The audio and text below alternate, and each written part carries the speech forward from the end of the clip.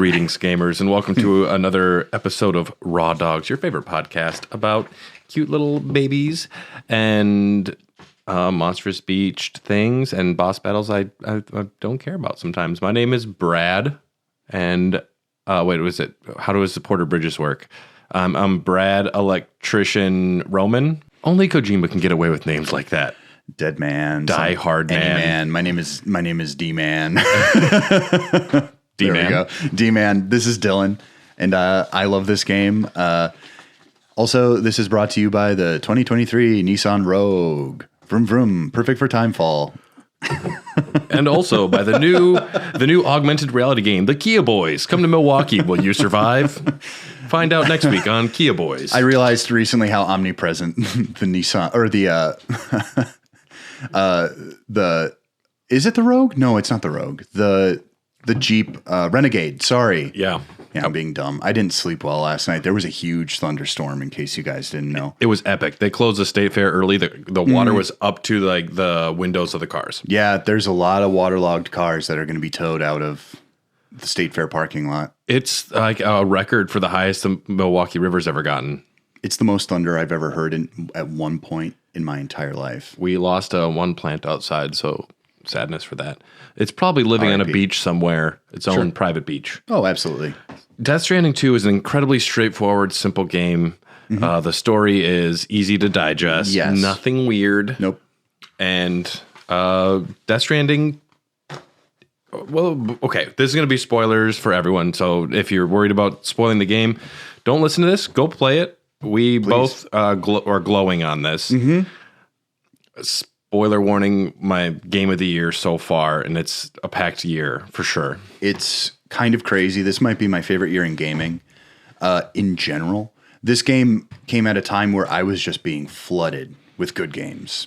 There was no like break period where I could just focus on one thing. And I knew I had to defeat Death Stranding 2 before DK Bonanza came out. Otherwise, I would have been fucked. Yeah, and there's not enough hours in the day to play all the great games this year. No. And Death Stranding 2 is a game I beat at a certain point to see the ending. So I did rush at the end just a little bit, but I plan on going back because why the fuck not? Maybe a new game. Yes, Death Stranding, the first game, we gushed about that one. Go back and listen to that episode.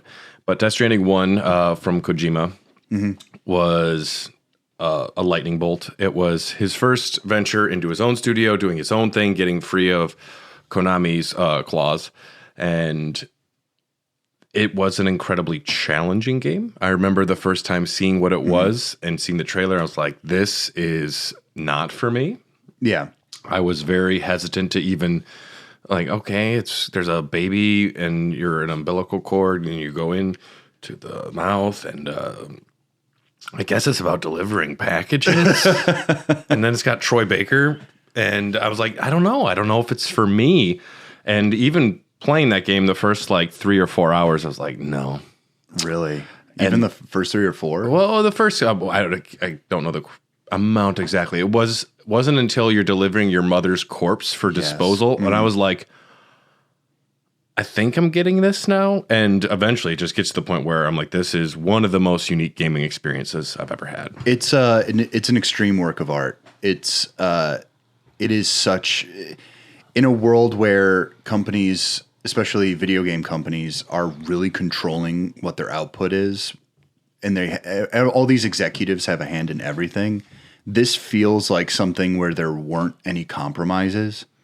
It does remind me of Metal Gear Solid 3, maybe the most, in terms of its structure and how it works. Yeah. And that's just Kojima all the way through, because when you got a guy who's this good, you got to let him fly.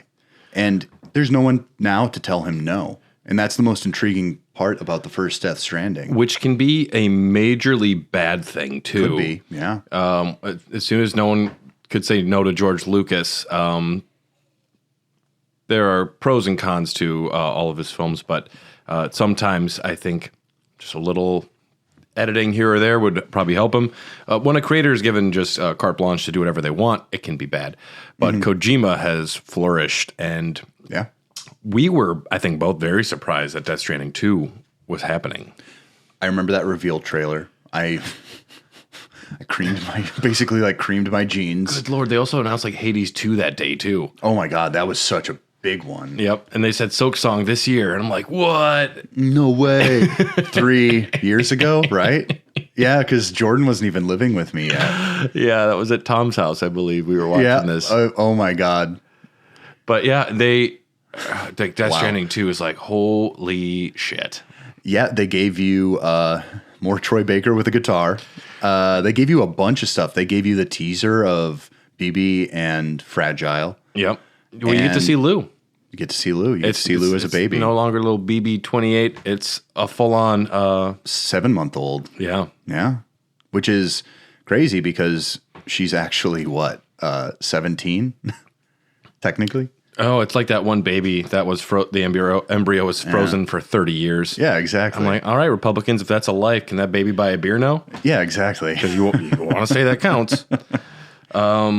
A month after Death Stranding 1, Nicholas Winding Refn, I don't know if I'm saying his name right. That's fine. If I have a blind spot for pronunciation, it's Scandinavian countries. He plays Hartman. He publishes a rather intriguing tweet with the text that reads only "Dear Friend" and attached a photo depicting the director and the company of Hideo Kojima, on which we find the words "Hartman will return." Oh. During an interview for LEO, Norman Reedus responded to a question. Okay, so you got the book going on, you've got the final season coming out, then the spinoff, and you're filming Death Stranding, the video game. He replied with, "We just started the second one."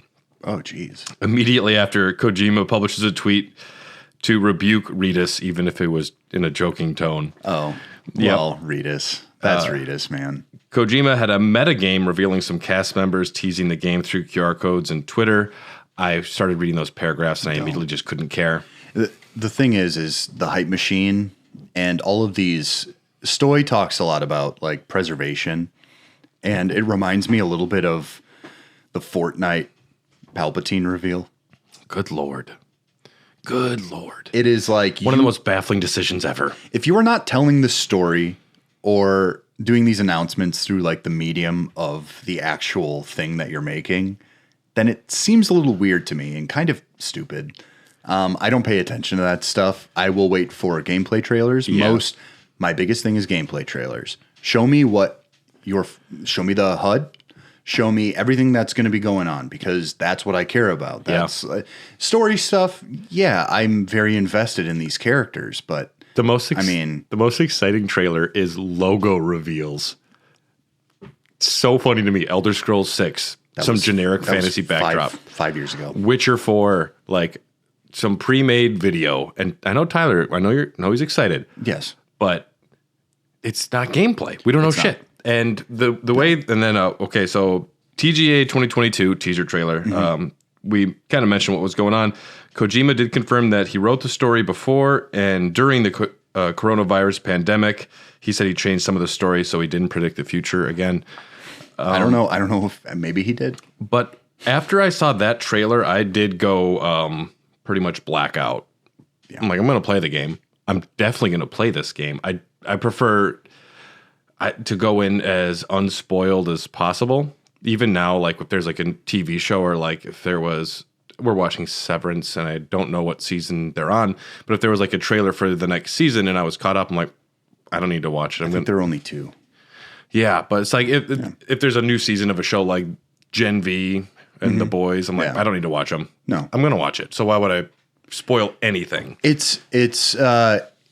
I'm reaching that point in my life too. I'm not a huge like spoiler guy. It doesn't really affect my enjoyment because I'm all about emotionality, and if it's like a story beat, I'm still going to be excited. If the first time you were playing Bonanza though, all of a sudden a rock turns into Pauline and you didn't know that was coming. Well, I mean, she was going to be on the box art. She's a main character. Yeah. It's a battle that I have though. It doesn't affect me in that way because it's also a Nintendo game. Like how many they do have some cards in their hand for like reveals and special gameplay moments, but it's not like gonna, I don't know. It does. I don't think it matters. I think what the teaser trailer did that was incredibly wise. I mean, this doesn't give out like major reveals of the game, but it does show Higgs is back. Yeah. And he makes a comment like, I see you brought a stick as well as the rope or something like that. And just those words, I'm like, okay, now everyone knows this is combat focused too. Yeah. Because Death Stranding 1, I probably used a gun 3 times. I only used like the bola. Just avoid them all. And then you get to a stupid boss battle that totally sucks. And some tar monsters throw me a rocket launcher and I shoot it. Yeah. And otherwise, I avoid combat altogether. But this one is like, no, this is going to be combat focused, which I did appreciate. Yeah. During South by Southwest 2025, Kojima released the pre-order trailer confirming the release date of June 26th of 2025. And there's not a ton of development here. Approximately halfway into development, though, Kojima decided to rewrite the script in order to make it more polarizing after it performed very well with test audiences. That's insane. How do they even do that? Well, he adjusted some things, I guess. He says, I'm going to be very honest. We've been testing the game with players and the results are too good. They like it too much, which means something is wrong. We have to change something. If everyone likes it, it means it's mainstream. It means it's conventional. Oh my God, that is such bratty art school energy. It's so hipster. I read that too. And my first thought was, we've played this game now. Yeah. I still love it. I still love all the story beats. Yeah. I think it all works. And I'm like, what was it before? I just want to know about that. I don't know how it could have been too different. There's only, one thing I dislike, which is if I was just 100% on board the whole time, the thing that I hate is all the Nirvana stuff, all those side flashback stuff. I love those. I could deal with one of them. There's too many. And well, to it was me, the same thing with Mads in the first one. Yeah. It's literally just mirroring that. And yeah, I understand like kind of what he's going for, but to me, it's just like I like forward momentum, and to have something that just like completely stops what you're doing and forces a combat segment in the altar realm or whatever. Well, it's his beach. I got to the point where I was skipping all of the cutscenes in those. I'm like, what? Yeah, I think like the third time, like I just don't care. I want to get back. I'm trying to deliver. I'm here for the gameplay loop mostly. I was so curious about this man who was wearing the solid snake headband. I was so curious about him. I'm like, what are you up to, bud? Well, and to me, like the story had just meted out so slowly with him. I'm like, that could have been because it reveals something like astounding, but it's something I predicted pretty much from the trailers. Unfortunately, give me a 3-hour section, all of them crammed into one, where you're stuck in this thing trying to get back out, and then you're learning the whole story. I don't know. To me, I'd prefer that, to where you almost get so lost in it that it's like when you're reading a book and you switch character perspectives and you're bummed at first, but then you get so into that one, you're bummed and you go back to the other one. Right. I don't know, because I'm just. The Dowser needs to get some fucking seafood, and I'm trying to get it to her. Yeah. I don't know. I thought the Nirvana sections really worked. Especially they're so almost in a game that is so kind of open and available. I liked kind of a section where I was able to test my mettle in kind of a standard video game format, where it's basically hallways and then sort of mini open areas. And beautiful. Gorgeous. I mean, that first time where you meet Tomorrow with the swirling like sparkler lights on the windmills. One of the best next gen moments of this console generation. I got goosebumps. I'm getting them now. Yeah, it's I've never seen anything that beautiful on the PS5. No. The facial recognition in this too is just so astonishing. Or like the mocap. There's nothing as good as this. There's nothing. Yeah. But those sections were some of the most beautiful. There was like a Day of the Dead festival. There were so many like this game is so generous. You keep trying to see like the theme in the environment around you, and I think that's something that he does very well. Like you go into a Mario world, it's the ice world. The theme is ice. This is the desert world. Right. This is the mountain world. These worlds feel like they're broken and that some people have lived in it, and now they are kind of this haunted realm where this character cannot escape no matter what he does.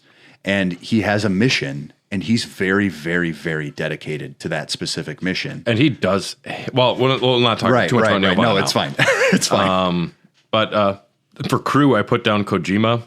Yeah. Director, writer, producer, editor. There's of course a ton of people that worked on this. Props to every single one. The cast is pretty loaded. We'll run through the cast now, and then we can talk about the characters as they come up. But you know, Norman Reedus returns as Sam, Leia Seydoux as Fragile, not Fragile, or whatever she says. Oh. Elle Fanning is Tomorrow. Troy Baker returns as Higgs. We have Shioli Kutsuna as Rainey. You might know her as Yukio from the Deadpool movies. Yeah. Yep. Luca Marinelli is Neovana.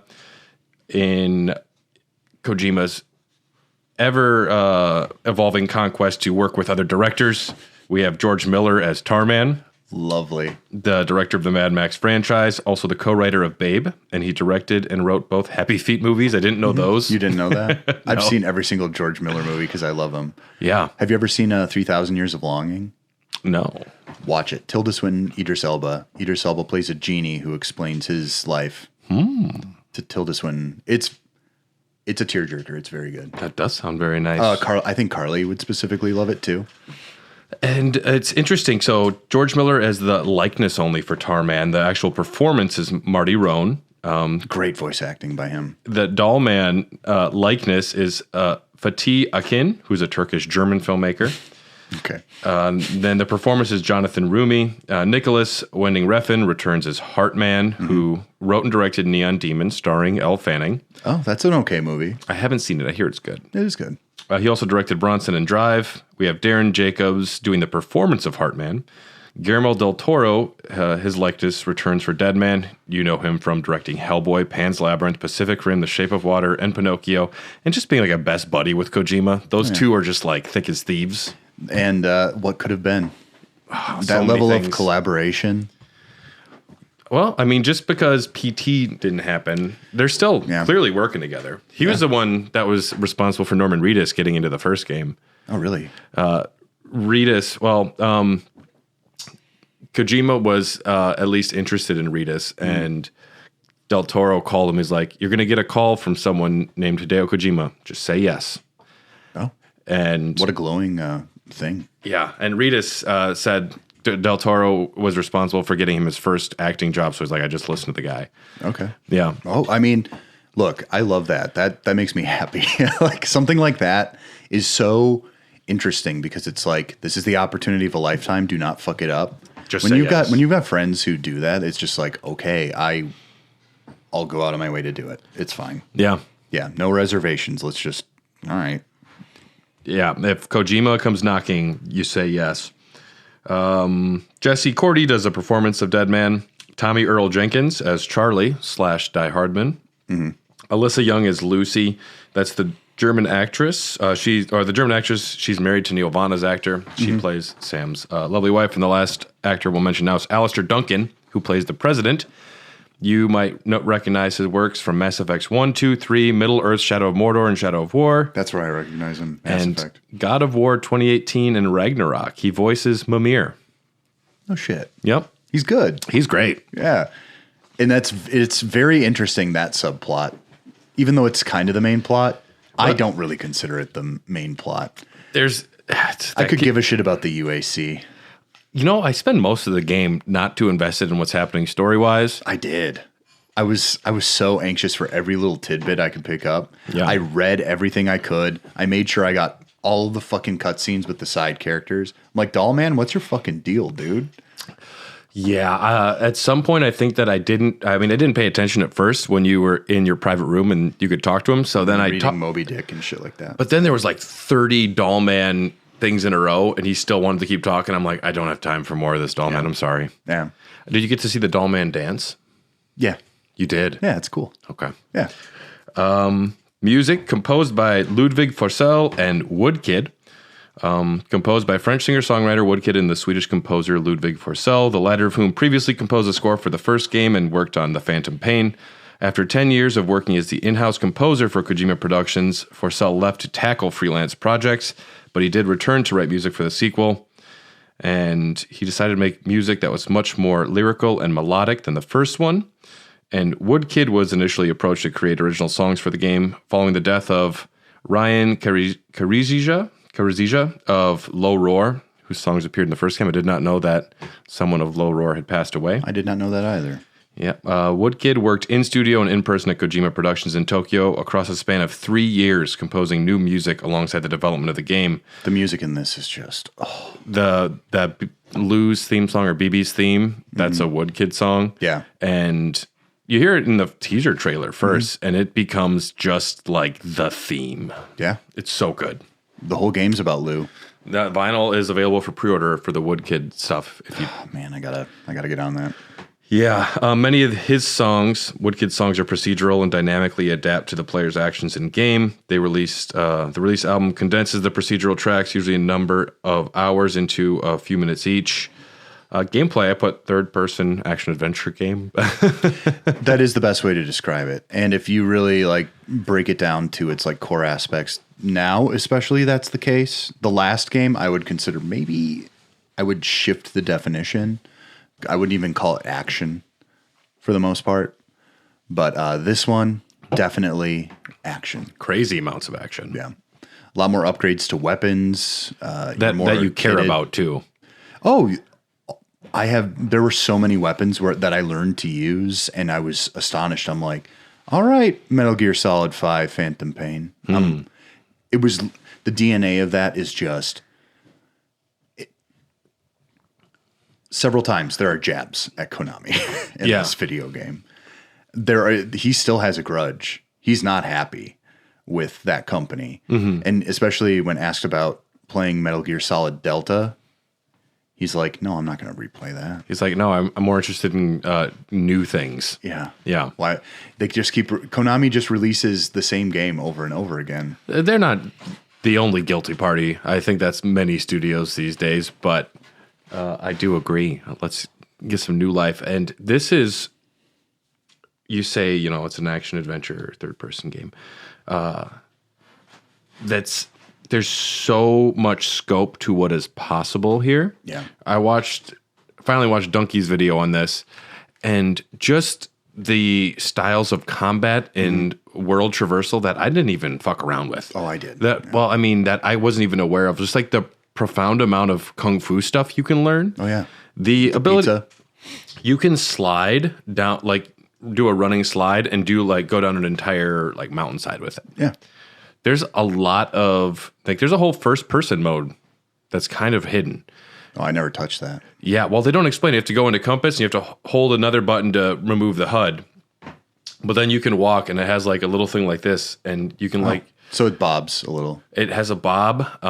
You can't do like full combat in there, but you can walk in there. That's beautiful, though. I watched some people doing it. It looks amazing. Just walking into the Magellan, and the holograms are then eye level with you instead of you up above. It's very different. That opens up the realm for PSVR 2. Come on, fingers crossed. Could you imagine? This would be a beautiful game in the VR. Oh, I would replay the entire thing. You would do it anyways. I'm gonna replay the entire thing. It's not. I'd have to go back to the first one again before doing 2 again, I think. I've only played the first one once. So. Oh, well, I've played it 1.5 times. Let's be clear. With the director's cut? Did you do the director's cut stuff? Yeah, I did the director's cut stuff. There's not a shitload. There's like some racing and stuff like that. But it's just also upgraded visuals. And also you get it for free on PlayStation Plus. So it was just something to do when I first got my PS5. Yeah. I had forgotten so much of the story and the explanations of a lot of stuff from Death Stranding 1. And I had to look up stuff to remind myself, because there were things that were bug nuts that I don't even remember. And especially the shit about the Ha and the Ka. The Ha and the Ka. Yeah. Yes, that's a point where my eyes started glazing over. I was like, oh yeah, Amelie is just his mom, and I forgot about that. Yeah. And okay. And I was like, I literally thought it was his sister, and I thought it was just a nod to young Lindsay Wagner. But I was like, oh no, actually, it's just literally her still. That makes sense. So what we'll do is we're going to go through gameplay stuff first, and then we'll go into story stuff. Because I feel like it has to be kind of bifurcated a little bit. Stuff will leak into each other, but naturally. Yeah. Difficulty options. There's 4 difficulty options. You can play story, which allows you to completely focus on the story. Virtually unkillable. Yeah. Cargo. I've seen videos. Cargo is less likely to get damaged. Combat is a breeze. And valid. If some people were like upset at some of this, I'm like, if people want to play a game that way, then I'm not going to stop them. I think that with a game like this, especially, that is supposed to be like a cinematic experience. You get people where, especially on like the Dogcast, Tyler loves a cinematic experience in a game. But he can't play games. He's not good at it. So he needs to have baby mode. Sure. Just kidding, Tyler. No, Tyler, no. Don't leave. He's sleeping. He doesn't know. He's asleep. And I respect that. Some people are like, all this stuff, it's just too confusing for me. You and I were veterans of sitting down in our underwear and just for years out. At a time. Yeah, exactly. Yeah. And geeking out on a game. Where other people, they're just like, I'm really interested in this, but I can't. It's different when we talk about games like Dark Souls, where the point is you're supposed to die and you're supposed to learn. Like lowering the difficulty would just kind of cheapen the situation. Right. I don't think that's what Kojima even thinks, because I think he's first and foremost a cinematic game maker. And the couple of times, because I played this on normal mode, the couple of times I did die, I'm like, I really wasn't into it. So I could understand, like, it's not making me appreciate any of the systems more. Yeah. But it was mostly like, I was trying to get some stupid fucking package, and I went up a ladder, and I tried to make a jump between these gaps, and this is not a platformer. No. And Sam can only do so much. He's a human being. I fell 3 times, and Lou is screaming at me. I'm just like... I hate the sound. It reminds me of Yoshi's Island. Yeah, that's a good way to put it. But casual mode, gameplay remains pretty effortless still. Recommended for those who want a few challenges. Normal is challenging gameplay with an enjoyable story, kind of. I wasn't all that challenged in normal. I died, I think, 3 times, and 2 of them were from like BT things, and one was I just fell 4 times in a row trying to use a ladder. Once I was in a boss fight, and I had run out of ammo on everything, and there wasn't any spawn for another weapon. And I was kind of locked in just escaping these tar attacks. Yeah. And for the life of me, I could not get something else. And it's not like I could like summon more. And I literally turned off the game, and I count that as dying. Yeah. Otherwise, I never died. There were times where as soon as I got grabbed by a beach thing, and they were like, take me away from my packages and all my equipment, I'm like, you just out. Load latest save. I am not doing this. I don't want void outs in this game because it really shifts the terrain, and it leaves craters. It does. Void outs do happen and remain in the game. Yeah. I didn't know that. Well, yeah. I mean, it was the same in the first one. It creates giant craters wherever you were to die. Well, not you. It's not you. It has to be like an enemy, because you're a repatriate, so it wouldn't affect the terrain if you die. But you still void out. Is that how? See, this is what we're talking about. Very easy story, folks. Okay. Well, I've seen evidence of it. Because void outs can happen with when you can kill enemies. I found that very difficult. I've run over people. No, you have to. It's an Easter egg almost thing where you get a code and you have to turn it on for live ammunition, and then you are required to take enemies and put them away. Oh shit! Because I think you can use the coffin board and isolate them in the coffins, so they don't get as much of the chiral, so they don't void out. Okay, yeah. And then there's the brutal mode, which is more aggressive enemies. Sam takes more damage, and cargo contents are easily damaged. At the beginning, they will ask for your birthday. And I'm always torn. I'm like, do I put a birthday that is a week or 2 from now, or do I put my actual birthday? I usually put my actual one.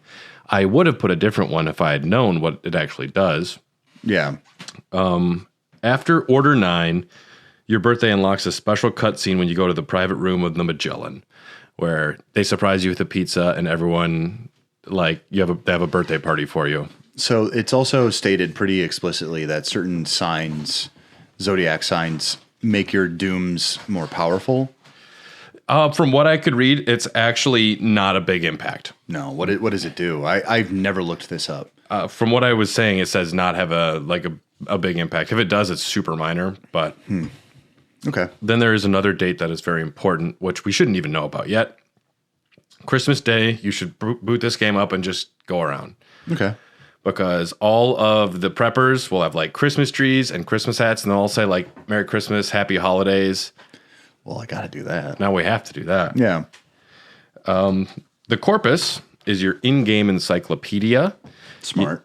It is so much valuable information in there. Extensive list of in-game tips. Many are buried in tutorials or passed by quickly on screen, so you may miss them. That's how I learned to use my rubber pizza techniques, and I've cleared out entire enemy camps. I 5-starred the pizza chef because I just love chefs in general. He's so cool. And he's so rad. That cutscene where you do the fight in the underground, in his bunker, I was just like, this is insanity. So I went out of my way to help that guy. I was someone who used to deliver pizzas myself. Yeah. And Kojima apparently just loves pizzas because they always have a part in his game.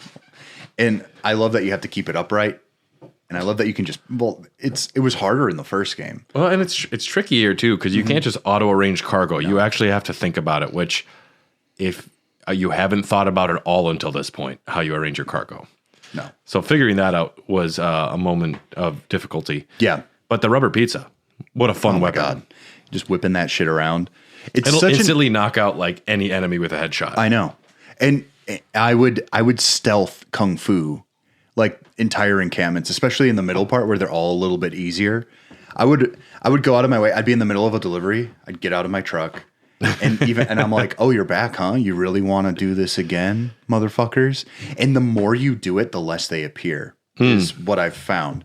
Because you knock them out, and then I would like drag their bodies off into like weird areas and whatever. And each time you do it, there's less of them. That's what I noticed. And then eventually it's just like nobody really wants to be around this place. Yeah. It's kind of cool. Well, and one thing you can do if you do turn on live ammunition and then you like take care of the bodies and they don't respawn. Oh, that makes sense. Yeah. So check out the Corpus. One thing this game does that's really nice is when you stop playing. Wait, where are the incinerators? I couldn't, there's no incinerator, so I think you have to just use the coffin board. I don't know if you have to take them somewhere. I don't know. I don't know either. I see. My big thing is there's so much in this game you could go down rabbit holes, and I'm like, I don't have enough time to do all this. We already got. I went out of my way not to look anything up, even now, because I'm like, my experience. I should be talking just about that. There's a whole Pokemon game in this. Yeah, you told me that. I'm like, wait, what? It's crazy. There's a lot. Like it. Yeah, there's a lot of hidden stuff and just hidden gameplay things that it's so there's so much depth. But I don't know. Yeah, not for me. I don't need all that, but I love that it's there. How about that? I like that you quit playing and you load the game back up and it pulls up almost like a last time. It pulls up to like a screen that says what happened in the last couple moments into the Corpus. So if you need a story refresher where you drop back in, it does that for you automatically, which any story-based game should do that. Like an RPG, if you take a week break from it, we're adults, man. Yeah, not only do like, all right, do I have the muscle memory to not even think about how I'm playing this? And then also, where are we? The map, you can, just a function of the map that I wound up using a lot is you can filter out what you're looking at. Because at some point I wanted to just see auto pavers, monorails, and like maybe zip lines or vehicles. And you can go in there and you select what you see. Customizing what your map looks like is a good thing. You can also dismantle other structures from in there. Oh yeah, there were a lot of structures. I'm like, look at this numbnut. Why did you put this here? Well, and there were some where I'd be like, what the hell is this? And I'm like, oh, it floods. Gotcha. That's a bridge for when it floods. That's actually cool. I will keep that there. But then sometimes it's like, why did you put this here? It's one of the chiral bridges to nowhere. Yeah. And I'm just like, oh, okay. A light, it's your bridge to Valhalla or something. Yeah. They were, who knows what they were. I'm like, okay, what are we thinking here? Yeah. And the zip lines, one thing that I would always do is as soon as I get to another prepper and there's no option for a road there, I'm like, well, I'm going to set zip lines up right away just so I can come and go as I please. Did you know you can curve the zip lines? I'm really upset about this because I didn't until I started looking at stuff afterwards. I figured this out in game. I feel very proud of myself. But the zip lines you create cannot be used in the curved fashion for other players. So if they get to your zip line, so that's why sometimes I see a zip line location, I'm like, this is stupid. Yeah. But for them, you only in your universe will your zip lines curve. That's so dumb because I've spent a lot of time doing that. I was like, okay, so the trajectory over this rock would be this, so it doesn't have to even visually connect. And then you go back down to the other one, and you're like, oh, okay, and then there we go. I couldn't believe that there was curved zip lines. It's really cool. I can get to the top of the mountain so fucking easy. It's just like, bye everyone. Whoopee. It's great. It's better than using the truck even. But this is one of those things, and like other people's zip lines won't eat up your chiral network bandwidth. But there are times when I'm like, all right, I have my own path, so I would go into the map and dismantle the structures I don't need anymore, just to simplify. Works well. The primary thing you're going to be doing in this game is delivering packages. Yeah. Delivering packages will result in a star ranking and likes.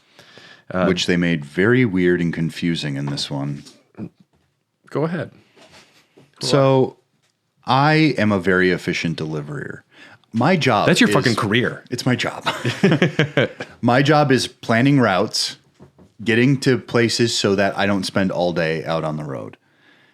Maybe some weeks I go to one place first because they open at a specific time or blah, blah, blah. And I'm like, well, now I got this truck. I can just do my actual job. This is going to be easy. Piece of cake, 5-star everyone. Let's do it. Yeah. I'm going to all these places and they're like, thanks, dude. I really loved these like old vinyls you got me. And I'm like, great, cool. So we're talking about the game now. Yeah. Okay, I wasn't sure if you were talking about your... I'm like, do you deliver records sometimes? What are you up to? So I get in the truck. Yeah. And I go to all these places. I'm loaded up on the truck. I've got I've got some of the anti-grav. I've got battery boosts on the side of the truck. The truck gets loaded up. And my truck can survive a ton of falls. It's got enough battery to get me to most places if you drive efficiently. Mm-hmm. And I'm like, all right, this is like, I'm like in the zone. I go there, like 5 points. Here you go, bud. Yep. I'm like, okay, I delivered something very special to you.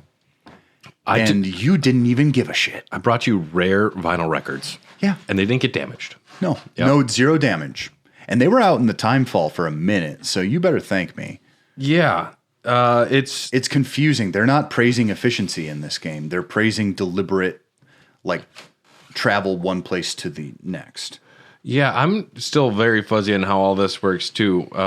Most of the time, as long as I would go immediately and wouldn't damage anything, it seems like I was getting a lot of S's. Yeah. But fuck if I know how any of this works. Because you get S's for the actual missions, sub jobs. Were you using the Magellan? No. Okay, because if you use the Magellan on deliveries, that your legs get heavily docked. Well, they warn you about that, and I said, okay, well then I'll do a run where I don't use the Magellan, but I go like halfway across the world. But as I'm doing that, I'm dropping off everywhere. Like I kind of do a zigzag pattern to a lot of the stops. You do the route. Yeah, exactly. Yeah. And I'm like, I know how to get here. I know the best path up to here. I think what this game does very well is it makes you learn the environment to a T. Mm-hmm. At one point, I didn't even need a map for especially the middle portion of the game. Right. I'm like, I know that I have to get around this giant rock so that I can get to the path leading up to the architect. The architect is one of them. Hartman's lab is one that I'm like, I'm like, no zip lines, no roads, but I knew there's like little windy roads you can take. Yeah. Something this game does that's really cool too is the more often you make a path, like walking or driving, the more you do it, it changes the terrain and it becomes a worn-in path. I didn't notice that. Yeah. Okay, cool. It's really cool. And that's why like eventually I'm like, oh, I didn't even realize there was kind of like a dirt path up this way. But it's because there wasn't when I started, which is really cool. I found my cheese roads, which is like maybe the harder way to go. But if you can successfully, like, especially when you have the trucks and you're up in the snow, if you can find a way to kind of weasel that truck up that kind of steep incline, take angles, and then take a steep ride down and know when to brake and know when to kind of like skid, you're fucking golden. And there I found out online that so if you're in the vehicle and you go off a major fall, it can break the vehicle. Sure. If you jump out and ghost it off, like where you ghost a bicycle and then do it off a cliff, no damage. What? I don't know. It's just the way it is. From the jumps? The vehicle, like if you're not in the vehicle when it goes off of something, it won't take damage when it falls. So it only registers if you're in it. Yep. That's weird. Yeah, I saw That's it online. fine, but There are multiple kinds of orders, standard orders. You can complete as many times as you want. Once you complete them, you'll have to wait for them to be available again. Sub-orders are actually the more important ones, which I was surprised. I thought it would have been reversed. no. Sub-orders are a type of secondary mission that usually gives you something more than likes as a reward. It can help you discover new terminals and connect them to the chiral network or give you a new weapon. It can give you a Pac-Man video game. I did not know this. I was actually like gravitating more towards standard orders because I thought those would be... Those are how you get your rankings. Yeah. I didn't realize that the sub ones would result in new gameplay. And story moments, you know? I got a lot of great weapons from that, yeah. Aid requests are the most basic form of secondary missions. They just appear in your like menu. I didn't fuck around with this. I did at first, and eventually I'm like, I don't really care. Unless it's one that's like... Maybe I'm giving someone something useless that they don't need. I wish it were like more specific, like I want this type of item. Yeah. Then you're just doing it for likes? I need a climbing anchor over here. I'm like, then go fucking do it yourself. You've got more than enough, I promise you. Yeah. It's like, unless you're really bad at the game, you've got climbing anchors. I got zip lines the whole way down. Why do you want me to put an anchor down here? Just like, take why the can't zip you just line. take my zip line? Yeah. I'm sorry, it's curved. Likes are awarded by two different types of people, NPCs and other online porters. They're awarded in different ways but serve the same purpose. You get likes automatically anytime someone uses a structure, sign, or tool that you've laid down in the world.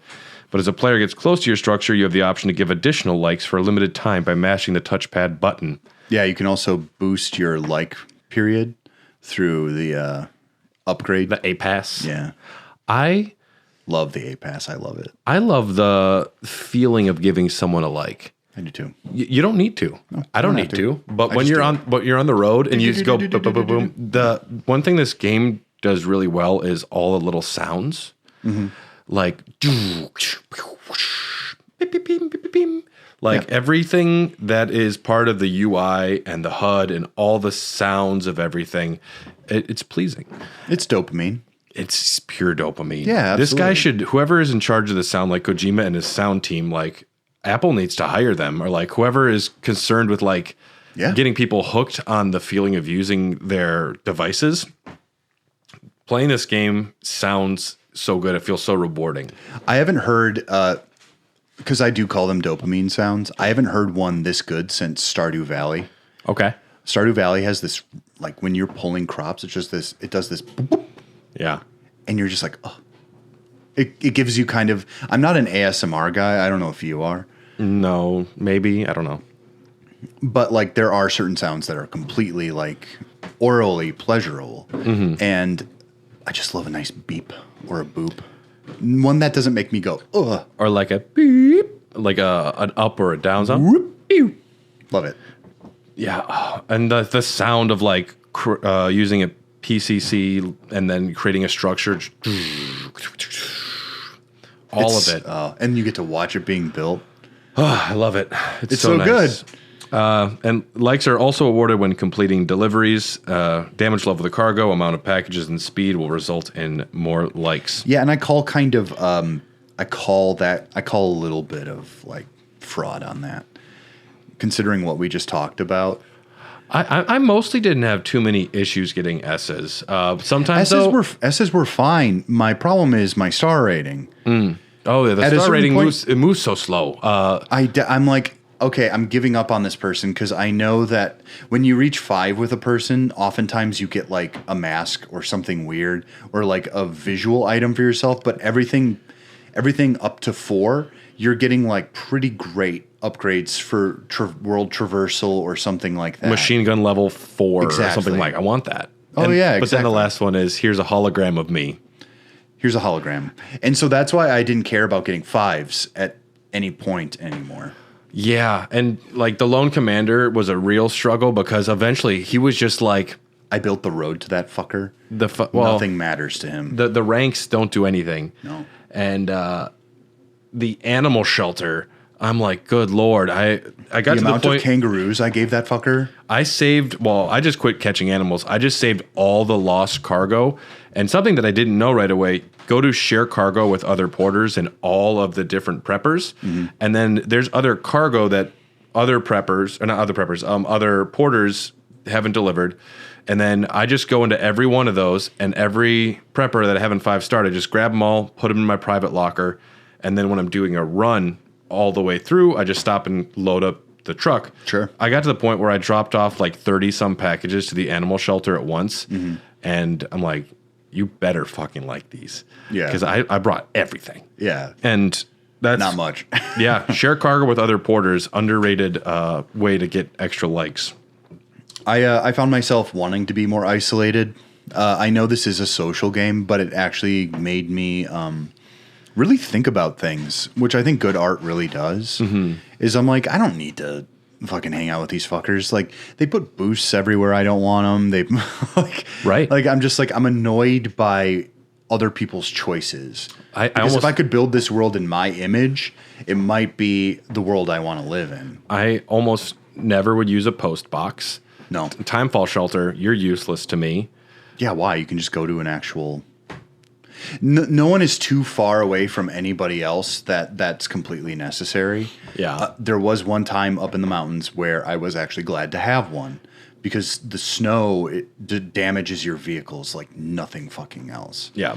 So I found that one specifically good, but the other ones, I don't know. Generators, I loved generators just because my vehicles would run low on batteries. Oh, yeah. Generators are great. You brought up a very good point. Because I've read some people's, like, I played Death Stranding 2 offline, and here was my experience. And I'm like, I kind of want that. It's kind of fulfilling. And the world you can appreciate so much more when there's not littered with everyone else's stuff. It feels like the clutter of social media. And it literally is social media. The chiral network is meant to mimic social media. I wish you could go in and I could just choose, I only want to see structures from my friends. And there's a way to go into your SSS, your social strand service, and you can choose like... I've seen a lot of roads by me early on. You can see like your PlayStation friends list, and you can choose like, well, I'll mention it in a bit, but you can choose like make primary friend. You can have like 10 of them at first, and then you're likely to see their stuff. Sure. And if I could just have it set to only see yours, Tyler's, Stoy's, and members of our Discords, sure, I would like that because if I saw a ladder from, say, Phil, I'm like, great work, Phil. Or I'd be like, Phil, then the likes actually mean something. I would take a picture of it and go Discord like, what the fuck were you doing here? Was there something on that cliff? Am I missing something? Yeah. I wish. Because, there's just so much when it's just all the online. And people make structures for jokes. There is always going to be someone. Because I think Kojima is actually making a really good point in a meta-textual sense about how social media is, even through the story, it's actually telling you that social media is kind of bad. Yeah. It's telling you, like, the connection of everything, how all that works, and especially post-pandemic and post-Death Stranding 1, which didn't put like a huge emphasis on that. In fact, they seeing that connection as a good thing was very helpful for that game. Now he's kind of just like, oh, I've seen how toxic it is. Yeah. I live in America now. I think he's a little jaded. Yeah. That's how I see it. And seeing like useless structures, Kojima's just like, yeah, you're seeing a lot of useless shit, aren't you? I hate just the number of signs and the number of holograms. Especially leading out of fucking like larger depots or stops. I'm like, what? I'm not going to like this. Out of principle, at a certain point, I'm like, I'm not liking this. I don't need to boost into this. It detracts. Well, yeah. Sometimes it boosts you when you don't want it to. Yeah. It's just detracting away from the beauty of the world. So if I did play again, I would go in and do an offline play. I hear it's intriguing. I hear it's more difficult at times because you do grinding roads becomes more of a problem when no one else can contribute. Because at least before, like sometimes a road would pop up Hell, before. baby, if you set up the mines the way that I have, You're all set. I've got most of the monorails completed because I found the monorails to be the most valuable thing. And towards the end, I'm like, do I really need to build all these roads? I'm like, no, my truck can handle it. I built the roads after completing the game. Yeah. Because at that point, the Magellan, like, yo, we're done. We're not going to work until the game's over. So I'm like, I'm not going to fuck around with getting these roads done. Right. Cargo management. You can use your strand to secure your cargo by removing your backpack, holding the triangle button, and then equipping your strand, which is found under special tools in the radio menu. Approach the package on the ground and then use the strand on it. That ties everything together, so if you fall or you fall over in the water, your packages don't fly away. Did not know about that. Also works for cargo on the floating carrier. No, I'm so sorry. I do have to correct a statement. Sam Porter Bridges takes that last name because his last name was Strand, which is the president's name. Bridget Strand. Yes. Yep. So it is the company you work for is your last thing. I think he took that name because he didn't want his actual last name. Okay. Yeah, no one else uses it. It's not like, hi, I'm Fragile Porter, Fragile Express. I would technically be Dylan Porter Cintas. It's not a bad name. Ugh, Cintas is such a bad name, man. Did you know it means nothing? They just made it. It's just a word. Oh, everything That's means stupid. Nothing, right? But I'm like, Sin's in the title, dude. The Ordredeck scanner. This is Odordex, yep. your little guy that opens and closes it. on your back. My You wife can get a knockoff lamp for fairly cheap, and I was thinking about getting one for my computer desk. and having it as an Odordeck. Yeah, well, it's just like cool. an Odredeck lamp, and I'm like, I kind of want that. Honestly, it's kind of cool. We have our new office set up in the house, and I wanted something similar. My little Nendroid of Sam, which is really beautiful and very cool, the Odordeck snapped. It was such a fragile piece. Yeah. I was so pissed. Yeah. The Ordredeck only works with a BB Yep. or a doll man, as we find out. Or a doll man, which... I have that in the story I know, stuff, explanations of everything. Yeah. But the Ordredeck scanner, L1 does a scan of the area and range. It'll show lost cargo and materials, determine if a body of water is crossable, terrain hazards, detect enemies. Also, just has a flashlight with left on the D-pad you can turn on. Beautiful, just as the first one. Use this all the time. You're going to be walking around every time you're driving. Yeah. And then you see it's South Distribution Center, which I already 5-starred. Fuck your package. That is staying out there. The inventor never driving out to you ever again. Yep. Oh, well, I see. I already 5. Sometimes you get a 5-star quick. I'm like, fuck yeah. Thanks for the otter hat. I'm never talking to you, bro. Oh, the otter hat. I wear that all the time. Yeah. I love the cutscenes when Sam walks into something I love and when he's got sunglasses and he's wearing like a little, what looks like a Moogle hat or something. And someone's like, Sam, this is serious. And I'm like, what? At first, I was getting really annoyed because there was a noise whenever the otter hat pops on. Yeah. It goes, wee! And I was like, where the fuck is that sound coming from? And then I put on the camel one and it's like, I'm like, oh, okay. I did wear the camel hat quite a bit too. If you spend a lot of time in that desert, which I really did not want to spend time in, to be completely honest. Once the road was put together, that helped. And somehow Deborah Wilson's in every video game ever these days. Two right hands, babe. Or 2 left hands, is it? 2 right hands. Yeah, as she popped up here and she was in Star Wars. She's in everything now. Wolfenstein 2. I don't even know them all. She belongs. She's great. She's very good. No, she's very great. But I'm like, the Mad TV lady? Oh, yeah. This is her renaissance moment. She's an excellent dramatic actor. No, she's fantastic. I'm not saying she shouldn't be. Yeah. It's just amazing how she's in literally everything. She's in more than Troy Baker and Nolan North, I swear to God. I'll fucking take her. She's great. Yeah. Every time I see her, I'm like, oh, it's my old friend. Yeah. It's like, what are you doing here, Jedi Master? Yeah. The A-Pass enhancements. This is a skill tree. You collect more enhancement points by completing missions and various leveling up. Especially sub-orders or side orders. I don't fucking know.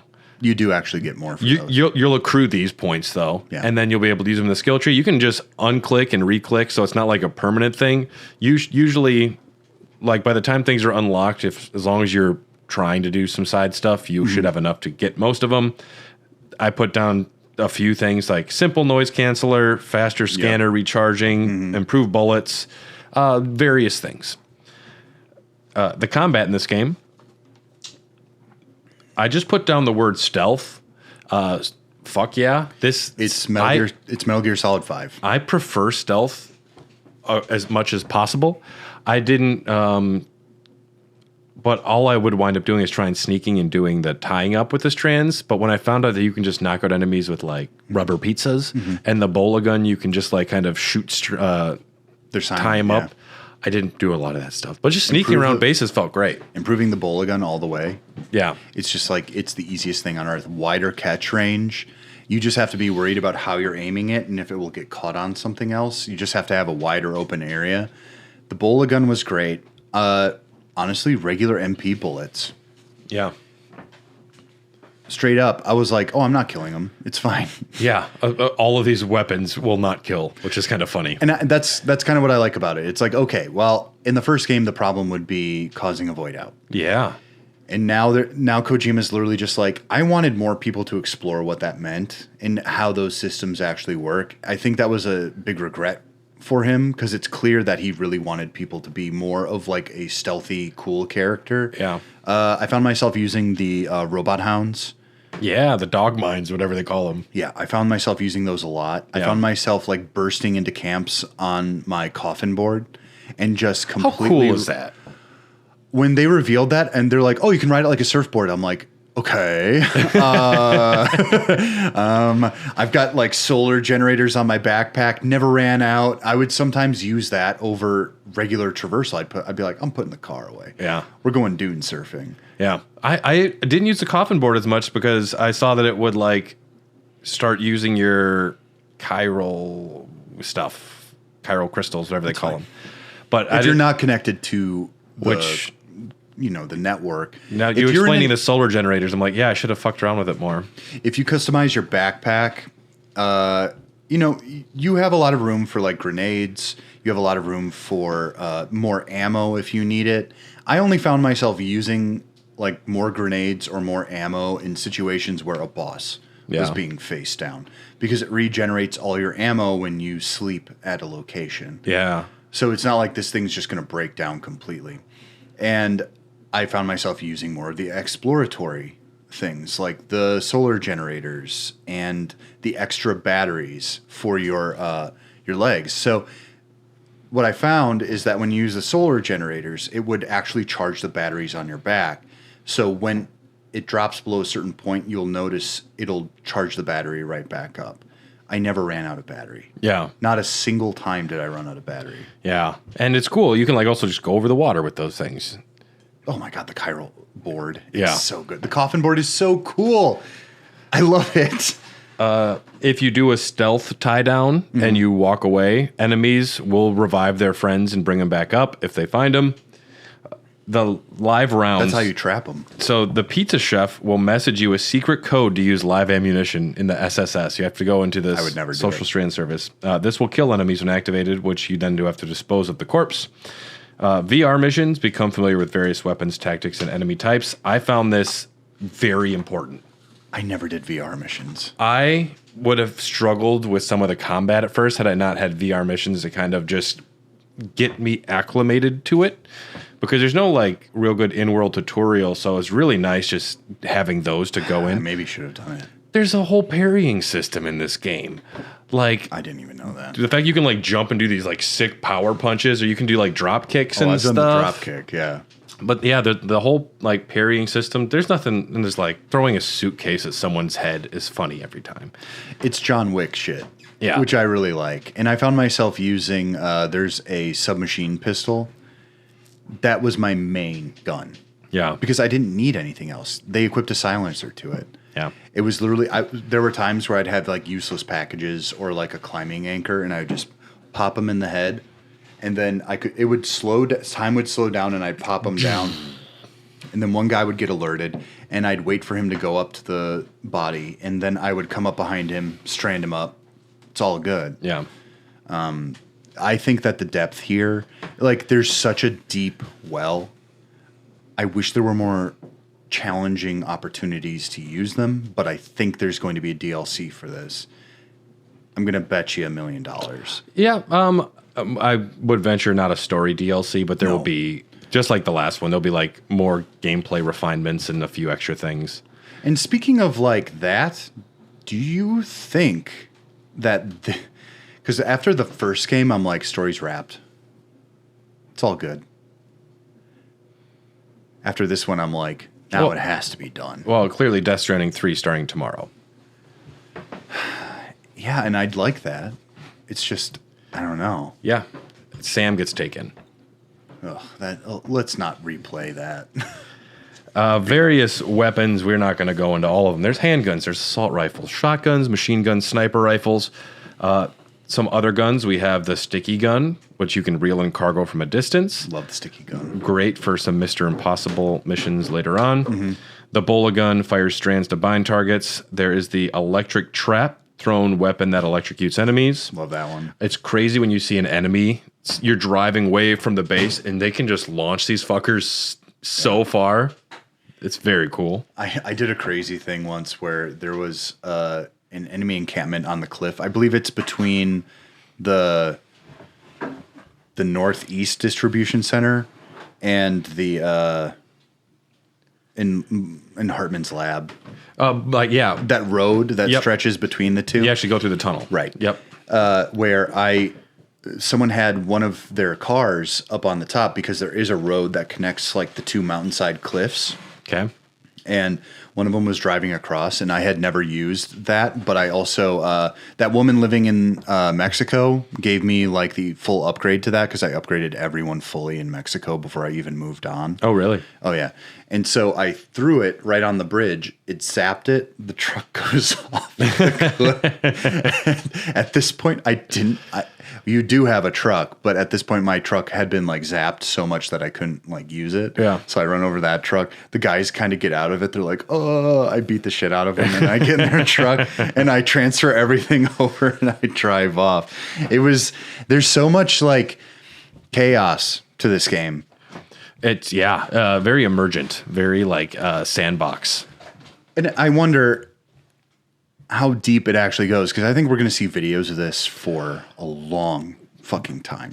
Just seeing the way that Donkey doesn't play games like anyone else, and just watching his video of him doing stuff was like baffling. Very interesting. And it's let's say you want to get your tri-cruiser somewhere you're not supposed to. You can just ride wheelies. Mm-hmm. And you can just set down ladders. So if you don't have a road, you can just like make a ladder and ride a wheelie over the ladder because it's just the one wheel. Did you end up doing a lot of the races with Higgs? Fuck no. Yeah, I did. Yeah. I had a blast. They're so fun. And they're kind of basic. They're kind of like, they remind me of Final Fantasy VII Remake, where you're kind of on this track and it's literally about changing lanes. Yeah. And then defeating enemies as you go. It's kind of very, very like FF7, yeah. And I found myself having a lot of fun with it though, because these tracks would be like in the air, and Higgs would be like, I'm like, what are you, fucking Dr. Robotnik now? What is this? Like there's at some point I was already like 40 hours into the game, and they kept throwing these bigger different things. I'm like, I got to do the story. Well, you keep talking about this Pokemon catching thing that I have no clue. How do you catch a BT? I've got no idea. There are other heavy weapons. Well, don't worry, I'm saving the Pokemon thing. Grenade launchers, multi-rocket launchers, quadruple rocket launchers, grenades. How could you not kill people with those? Tranquilizers. Okay.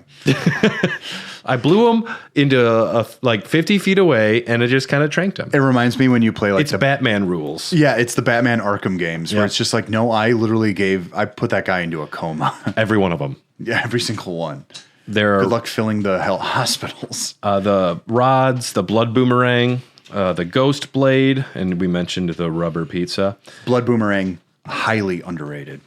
I was cutting BT cords Yeah, I don't think a lot of people realize you can cut BT cords with it. They explain that right away. There's so many things in this game. I can't read every tutorial that but pops up. I have my little knife out, and I'm just like, And I also straight up got to the point where I would complete deliveries for preppers, and they wanted to just like talk about stuff. I'm like, I don't care about you. Right oh, no. I'm too old for that. Yeah. I'm like, listen, I did the job. Yep. And I honestly think that Sam would not. Like, it's within his character to be like, all right, dude, can we move along?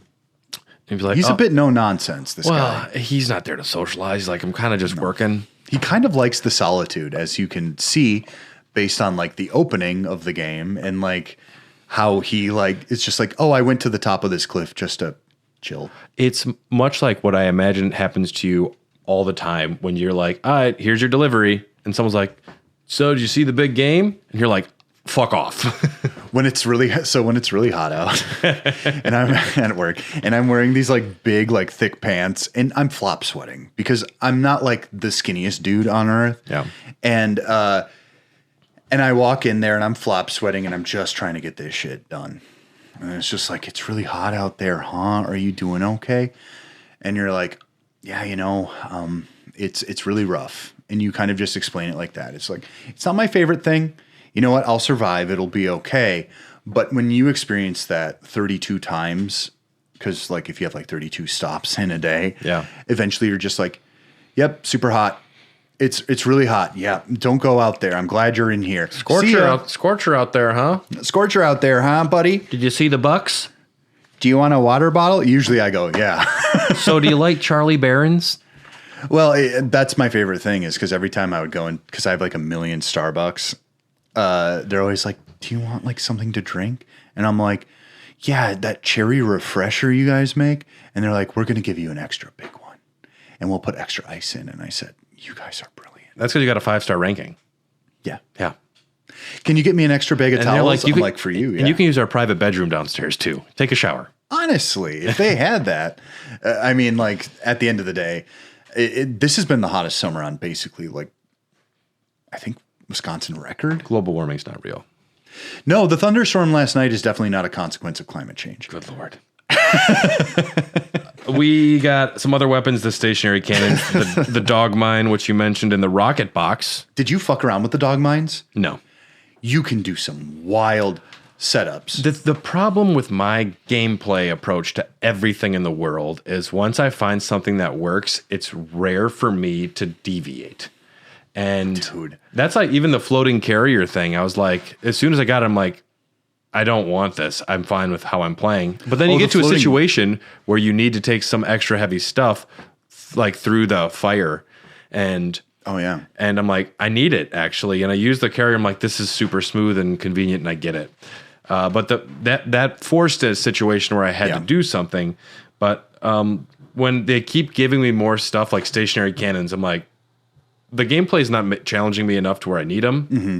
If they put me in a situation where they're the only things I had, and it's like, all right, you have 3 stationary cannons and no guns. How are you going to get out of here? So my big thing is that wildfires also only really occur in like 2 specific areas. I've only seen the one. The story one? Yeah. There's one that there are some that can happen near the Motherhood. Okay. I'm glad I didn't have to deal with that. They're random occurrences. Yeah. It's kind of like towards the end of the game where the weather starts getting wonky and kind of freaky. Yeah. If you go back to certain areas, you'll find that that area now has snow or... I did notice that. Yeah. Yeah. And if you kind of go around the world and you explore a little bit, especially in like Mexico and stuff like that, shit changes and you can tell that the environment has been pretty fucked up by what's going on with Higgs's tampering. Yeah. But those stationary cannons, they're not good for a lot. Yeah. There wasn't a lot to do. I kind of wish that they had more of that kind of outback kind of, I don't know what you would call it. Like it's I'm sure our Australian the bloomin' onions. Is that what you're talking about? Yeah, the bloomin' onions. Very good. Great dipping sauce. You know how you say beer in Australian? Foster's. A lot of people don't know that. We love that beer. I don't know if I haven't had one in a billion years, probably. No. They just come in big cans now, I guess. Yeah. It's Australia, but some of our listeners, they were having a discussion on like the representation of Australia in this. They had a they had a decent reception. I think that they said they felt pretty good. Because the map can only do so much, you know. Well, the map is what it is. Yeah. Well, because it has to be so truncated. Yeah. So like, but if you're talking about like how the specific areas of Australia look as kind of like zones, they said they're like, yeah, this is kind of how the middle of Australia looks, and this is kind of how like the north looks. This is how the south looks. If they accurately put South Dakota in Death Stranding, it would take 8 hours on a road with a tri-cruiser to cross. Like, there's no way to not condense things. You probably go through South Dakota in the game. Well, and it's even basically the Midwest. With this, I've been to Australia, and I'm like, all right, I'm kind of by Cairns now, and you know a little bit about what's happening. But yes, back to the weapons, the rocket box, something I never used, but it's actually fucking awesome. I've used it. You throw the box in the air, and it immediately just shoots rockets that auto lock on. Yeah. What? That's like an instant boss killer, dude. There's human enemies. Some have armor. There's mech enemies. Some have swords. Yeah. The BTs, though, beach things, they require special anti-BT weapons. You can instantly kill them by cutting their umbilical cords. You can sneak up and do it, or you can throw the blood boomerang. It depends on what type of BT you're facing, though. True. The bola gun allows you to stun them, so you can run in and cut their cord. Different kinds of BTs. There's the gazer. These are blind ghosts that appear in particle specters tethered to the ground by a hazy strand. They track their prey through sound, hence the need for you to hold your breath when traversing these areas, and they can only move within a small area and leave tar-like handprints on the ground. Main function is to spot you and alert hunters. Hunters are a form of BT that is exclusively seen in the tar. They remain hidden until a gazer spots you, and then they emerge to grab their prey, pull you under. If you're caught by them, you're dragged across the ground towards a catcher BT. There's the golden hunter, essentially more powerful hunters that will catch humans by dragging them below and drowning them. The catcher are the largest and fiercest of the BT types, not just because of their size, but their ability to trigger void outs, cataclysmic explosions that leave a massive crater when capturing and swallowing their prey. Catchers don't have a set, defined form, and they can take many different appearances, giant heads, whales, though most catchers require gazers and hunters to track humans. Some do appear out of nowhere. The watchers are a subvariant of gazers that can see humans and can be seen themselves even by those without dooms. They'll charge towards any prey. And catching BTs to Pokemon. I don't know about this.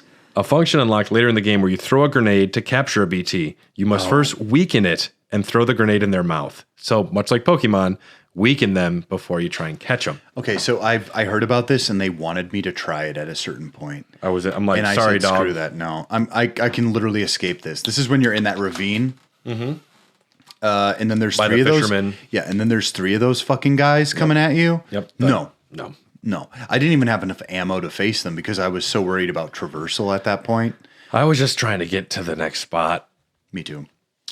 But catching them allows you to use them to fight other giant BTs. Oh. So the goal there is 1, 2, 3, 4, 5, 6, 7, 8 different BT types you can catch. And you want to catch one and then use it on the next one to catch them. Because when you go to the next giant BT, you can throw out your Delphi and then they'll fight it for you. Oh. Much like a Pokemon battle.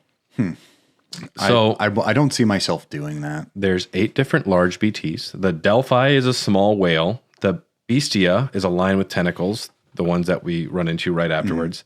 There's the Megalocarcinus, a towering spider-like crab. We fight these. I like that. To get this one, you have to knock out all of its legs to lower it down, and then you throw the grenade in its mouth. The Gigas are the Attack on Titan level monsters that we see at the end of the game. You can catch those. No, fuck. The Cetus is a giant whale. The Octopid is a giant squid. The Kyre is a giant hand spiders. Oh, yeah, I know those. And then the toughest one to catch is Raya. It's a flying BT that looks like a manta ray. And they'll one-hit kill you. I've never even seen these. I've never seen it. But yeah, there's a whole sub thing where you catch them and you fight other BTs and catch bigger ones. I wonder if you threw that out during the Higgs fight at the end, what that would do. I don't know. I'd love to see video of that. I might look that up. Yeah. Vehicles, the Tri-Cruiser, you can wield firearms while driving and get additional armor. The Off-Roader has a lot of customization. I love the sticky cannon. Sticky cannon is great. Automatically detects cargo and yoinks it, including if you're driving by an enemy cruiser, it'll steal their guns or cargo right off of them. And then you can also get a heavy machine gun and a chiral cannon. The chiral cannon is a laser beam that travels in a straight line. Yeah, I was like, I'll stick to the machine gun. Yeah. I have a traversal pickup off-roader, and I have a combat. Generally, I just want the one that's going to grab packages for me. So I usually have one with 2 stickies, so that if I'm driving to an area that I know has lots of cargo, it can zzz, zzz, zzz, Yeah. zzz, and you just don't even have to think about it because it does have like a cooldown, and then it does have like a certain like aiming time that it has to go through, and especially if you want to get through something quick, especially if you're in an area with BTs, which I found myself powering through a lot of those. I'm like, my truck can go pretty fast. I think I can make this. Yeah. Zigging, zagging. Yeah. Due to what the order deck is saying. What's nice about the cruiser is you can grab packages off the ground when you're flying by, but with the off-roader, you can't. So the sticky cannon, really helpful there. It's actually a real game changer at that point. I love it. Yeah. The mortar, you can get a mortar for the off-roader that automatically fires MP shells at long-range enemies. I fucked around with this, but it was so strange to me. Yeah, and then you can get spiked tires, which is very cool.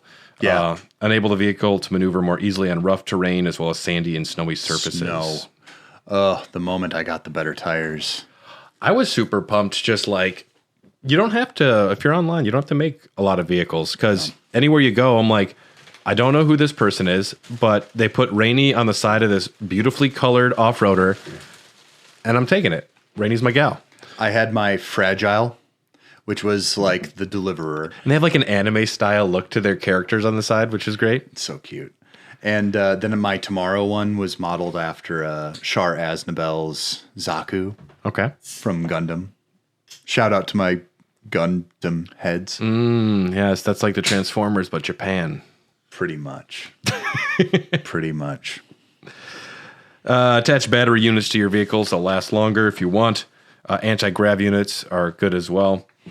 The coffin board, we mentioned this. Very cool. Outfits, caps, and sunglasses. Various suits have perks like anti-BT effects. Animals can't escape when secured. Camouflage, not being detected by mole mines. This is a huge Metal Gear Solid 3 thing. Yeah? Yeah. Oh, yeah, because you could have various camouflages for based on terrains. Yeah. And I like that. I think that they gave Sam a lot more customization in this, and using those systems is actually important. And usually the place that's giving you the outfit, they're like, so you'll use this in this area. Yeah. It's not like prepping you for anything. It's like, you're going in the desert. You might want to use this. Yeah, it's like red. Look. Yeah. It's like the sand. Yeah. Easy. And like a lot of things don't have effects. Like a lot of the face wear doesn't do anything other than look cool. Dollman's little outfits ain't going to change a thing, but it'll make me happy. What color did you make his outfit? Oh, I change it all the time. It was whatever I was feeling at the moment. I'm like, this is a somber moment. We're going all black. Or I'm like, all right, we're getting flashy. Here's a hot pink. I gave him like a nice tweed, like kind of this mustardy color. Yeah. And then like this really nice blue tie. And I'm like, buddy, that's what you're going to wear the entire game. I love Dollman. Dollman rules. His animation. They should just make a 1-to-1 scale Dollman. I'd buy it. Yeah. I'd just set it up on a shelf. Yeah, you can just have him hanging somewhere. Yeah. Yeah. Various hats will make it harder to lose consciousness, deplete stamina loss, calming effects on chiral creatures, improve swimming, or increase cargo capacity. The one face thing you can wear that'll change things is the red mask, which you get from beating the game, or maybe you get from Prepper. Prevents detection by gazers, catchers, and watchers. So that's a big one. Backpack attachments, you can do grenade pouches, utility pouches, anti-grav devices, back protectors, shock absorbers, solar generators, extra batteries, spare ammo containers, lots of stuff. I found myself going towards the exoskeletons, upgrading those first. Oh, yeah. Yep, because that'll affect everything. It affects everything. And I found that there's the traversal one, there's the combat one, and then there's the speed one. The speed one is all you need. I never switched out from speed. I got speed level 3. And I was kind of just like, all right, that's all I need. You can get gloves that do like Street Fighter attacks. Yeah, I use those. That's so many cool things. Yeah.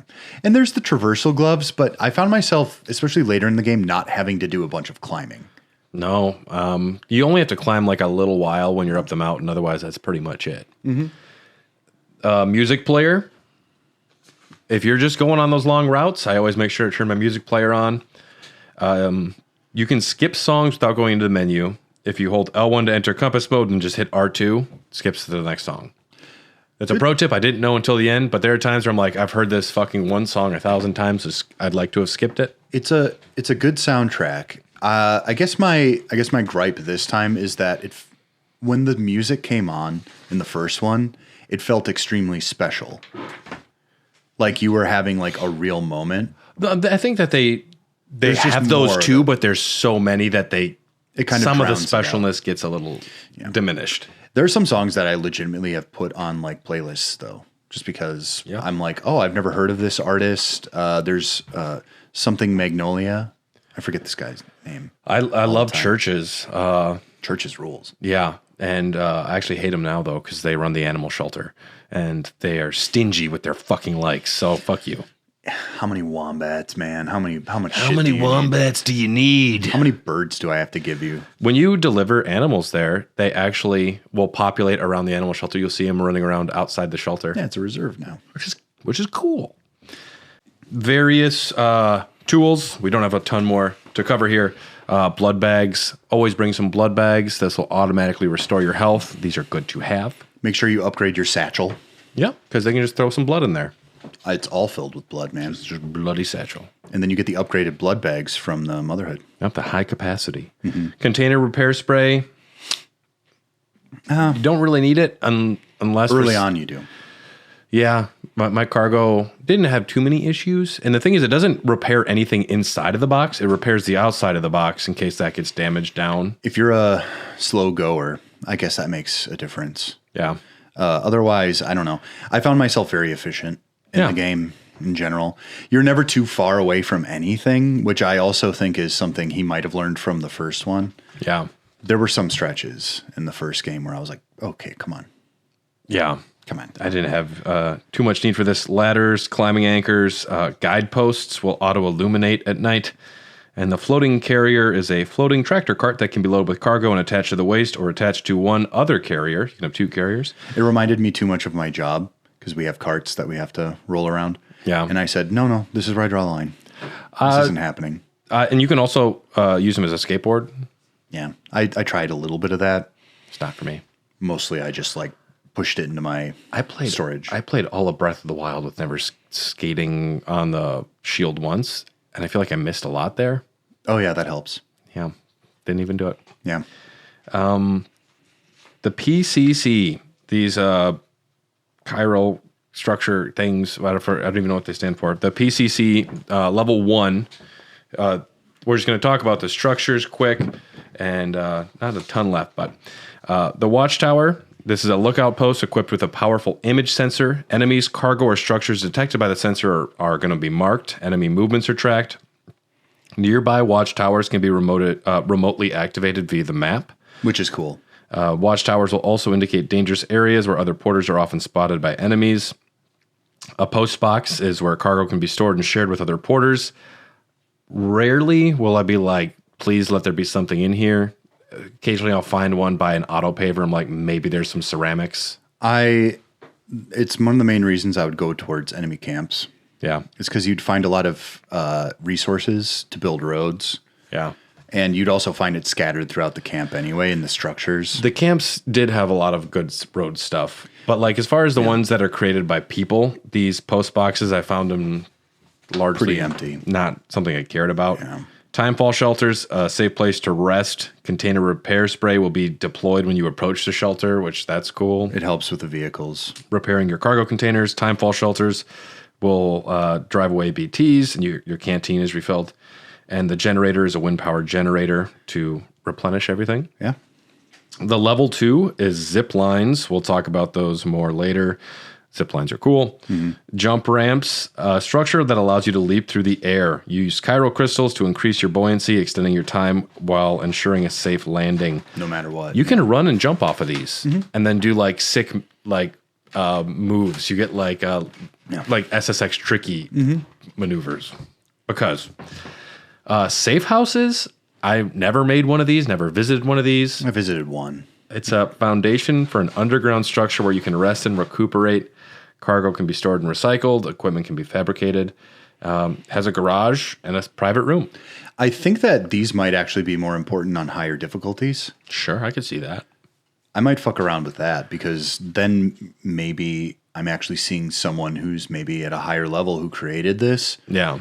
And I'm just like, why'd you put this here? Maybe this was rough for them. Maybe this was a weird area. So I tried to be a little understanding, but at the same time, I didn't need it. Usually you're so close to a prepper anyways, just make that extra journey. Well, the harder Or difficulties... if you don't have a private room there, I guess that. But Well, the higher difficulties must have like higher timefall degradation. Yeah. So you never know. Maybe I should have just played this on hard because I didn't really have a lot of trouble. Hard mode offline will be the next run. Hey, there you go. The transponder allows you to perform beach jumps, instantaneously traveling via the beach. Jump to any destination with another arrow icon there. With no cargo. With no cargo. Because that would thanks. ruin the game. And then there's also the hot spring digger.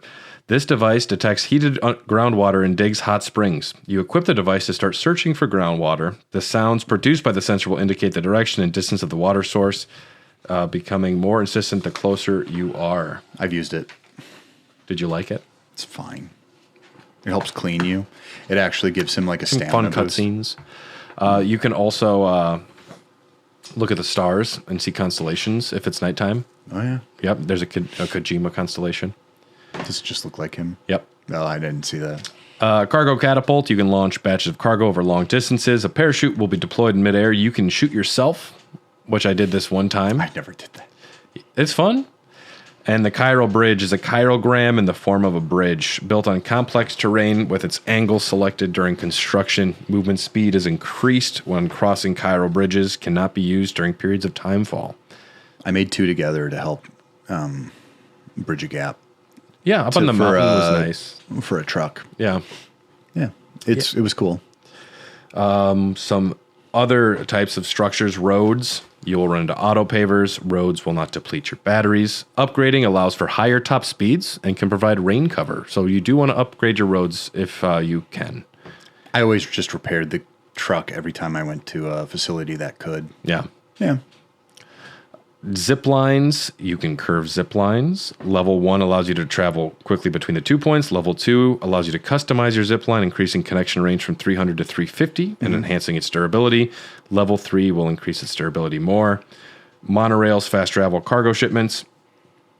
And we mentioned stuff about the hot springs. And the shared world, find your friends, the social strand service. I mentioned that you can see other photos your friends have taken in the bridges, links, tabs. That's good stuff. And I mean, at this point, we would be getting into the story, which we're going to save for the next episode. So if you are curious to hear the next episode of Death Stranding 2 from us, where we're going to dive into the world and the lore and the story, you can get access to that almost instantly on Patreon. By the time this is released, our Patreon members will have it by the time it's on the main feed. So check out patreon.com/hairofthedogcast to get access to that, as well as a lot of other bonus episodes of Doggies After Dark, Popcorn Dogs, Elden Dogs, lots of things. And special thanks to Patreon executive producers Brian Ward, Ryan Christie, Nick, Kipper, Phil Wright, Jordan Hoff, Kelly Gutowski, Bryant Ross, Phil Just Red Bear, Phil, thanks Tyler, Justin Melly, Just Sonic, Horny Jim, Spetsnaz, and Ejot. And that will be all we have for you today here at Raw Dogs. Keep on keeping on. Keep on keeping on. This is episode 125, Dylan. 125. Jesus Christ. Yeah. Life's a dream, baby. The journey continues. And it will continue next time here on Raw Dogs. Listen to the batshit story, folks.